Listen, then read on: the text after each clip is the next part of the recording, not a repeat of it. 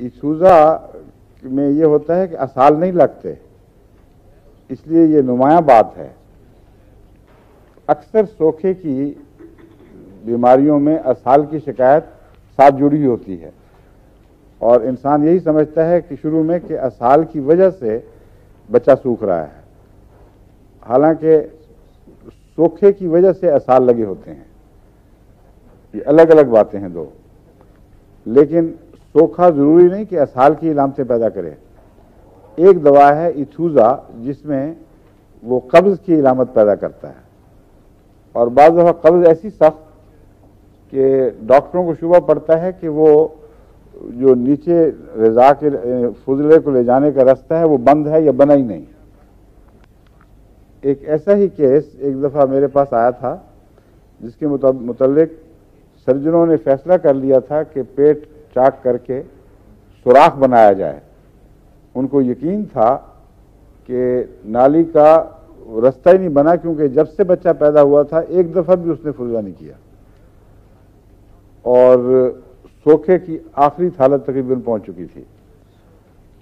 میں نے اس سے پوچھا ماں سے کہ ڈاکٹر یہ کہتے ہیں کہ اس وقت بچے کی حالت آپریشن کے قابل ہے؟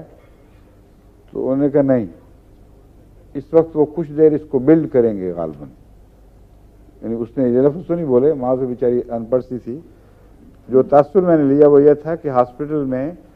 فوراً آپریشن تو بہرحال ممکن ہی نہیں ہے، کیونکہ اس کو تو چاقو لگا تو ویسے ہی مر جائے گا، لیکن کچھ عرصہ لگائیں گے۔ تو مجھے اس سے ہومیوپیتھک تجربے کا موقع مل گیا۔ میں نے اس سے کہا کہ یہ ایتھوزا دوا ہے، یہ شروع کرا دو، اور کچھ عرصے کے بعد مجھے بھی بتانا اور ڈاکٹر کو بھی دکھانا۔ اب مجھے یاد نہیں کہ عرصہ کتنا تھا، ہفتہ یا 10 دن سے زیادہ نہیں گزرا تھا کہ پہلی دفعہ اس کو خود اجابت ہوئی، اور اجابت دست نہیں تھے بلکہ نرم اجابت تھی، مگر کچھ بندی ہوئی نرم اجابت، اور اس دن کے بعد سے بچہ ٹھیک ہونا شروع ہو گیا۔ سب سے پہلا اثر جو اس کا فوراً دکھائی دیتا ہے یعنی ایتھوزا کا، وہ یہ ہے کہ بچہ جو الٹیاں کرتا ہے کچے دودھ کی، اس میں کمی آ جاتی ہے، کچھ دیر وہ دودھ معدے میں رکنے لگتا ہے۔ ورنہ ایتھوزا کی جو خاص پہچان ہے، ایک وہی کہ اسال کا نہ ہونا یا بہت معمولی مقدار میں اجابت ہونا، دوسری اس کی خاص علامت یہ ہے کہ الٹی کرتا ہے لیکن بھوک قائم ہے۔ عام طور پر متلی کے نتیجے میں الٹی کرنے والا بچہ تو دودھ سے بھاگتا ہے، وہ تو دودھ دیکھ کے ہی ہاتھ سے پرے پھینکے گا کہ میں نے کچھ نہیں پینا، لیکن ایتھوزا کا بچہ دودھ پیتا ہے، تھوڑی دیر لگتا ہے دودھ گرم ہوا، سارے کا سارا دودھ اسی طرح الٹ دیتا ہے، صاف ستھرا، وہ پھٹتا بھی نہیں، ابھی تھوڑا سا حصہ شاید پھٹ بھی جائے مگر اکثر بے پھٹے دودھ الٹ دیتا ہے، اور اس کے بعد فوراً روتا ہے اور دودھ۔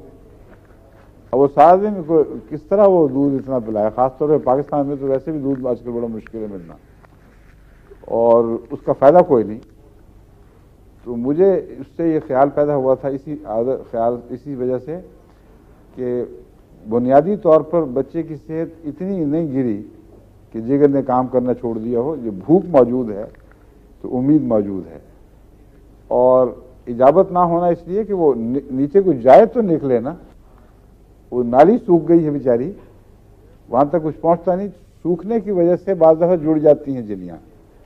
یا کچھ آپس میں چپک جاتی ہیں، اس کے نتیجے میں ڈاکٹر کو یہ شبہ ٹھیک ہوا ہوگا کہ سوراخ نہیں ہے، مگر وہ سوراخ بنا بھی دیتا